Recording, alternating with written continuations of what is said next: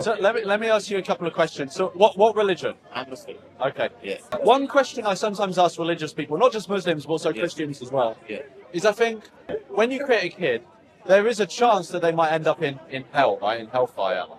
And to me, that seems like a good reason not to have the kid. Okay. Because, it's a very big risk to take on someone else's behalf. So the main thing is, if you're looking at a religious point of view, Yeah. of course, we all believe in Almighty. Yeah. Yeah?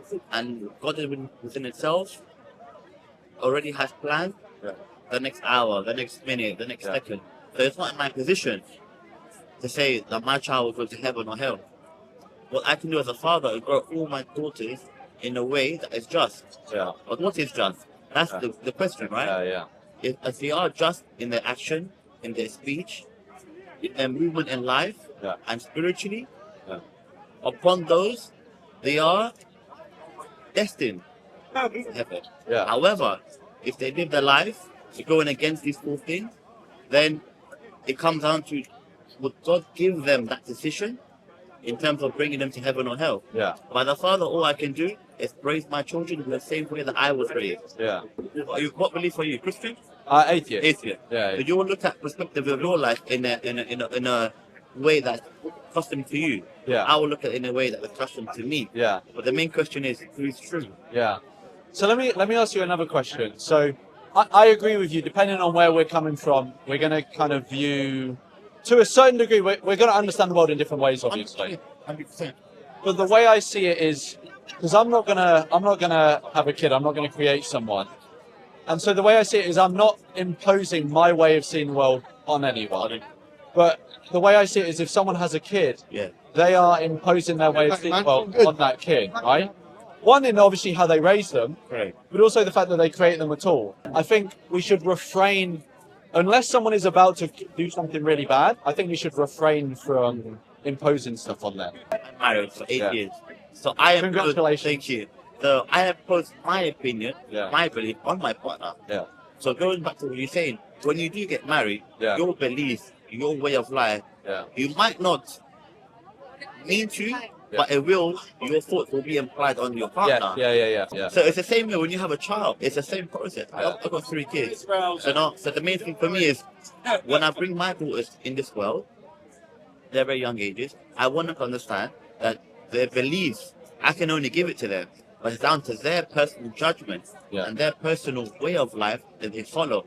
I can only guide, but only God can guide further than I can. Yeah. So that's how, when you link back to it, it's the same counter argument. I would say the same belief. You don't want to impose belief on a child, but the same way you do on your partner. Yeah.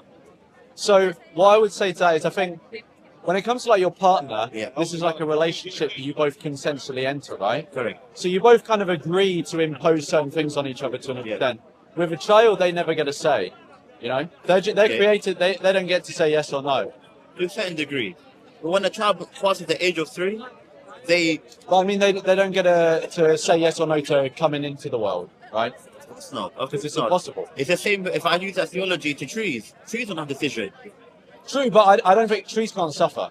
They can suffer. As far as we're aware. They can suffer. Well, they can't suffer in the same way that me and you do. But is that true to you? Well, I think, it's something I accept as true, but I think it's something that any reasonable reading of the evidence would, they don't have brain, central nervous systems, this sort of stuff. Okay. So on that judgment, you think you don't want to reproduce because they're not their own decision making. They're not capable to make their own decision. Exactly. Yeah. They don't consent to coming into the world. They don't consent to, from a religious point of view, they don't consent to that risk of going to hell or anything like that. And I think, obviously, there's some times when, if you're having an interaction with someone, sometimes you've got to kind of do give and take, right? Of course. With a kid, creating a kid into the world, it's not something you have to do. You don't have to do it. And so there's no real give and take. It's just you're doing what you want, and the kid just has to live with that consequence. But when you say you don't have to do it, you actually do. If you were to stop reproducing, look at Japan. Japan have a very low I agree. mortality rate. If everyone stopped reproducing, there would be problems.